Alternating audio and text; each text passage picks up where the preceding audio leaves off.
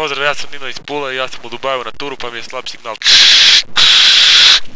Dakle, pressure flip je trik koji jednostavno gurate prstima stražnje noge prema podu, ali bez da popnete dasku, nego kada ćete je tek odbaciti. Čvrstim pritiskom, samo prstima se guram prema dolje ravnom putanju.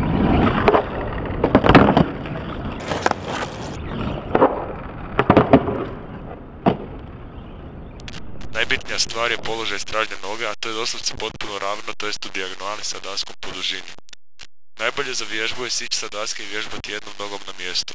Trik je jako lagan, kada ga skužite uz malo vježbe, bit će vaš. Nažalost, moram vas pozdraviti.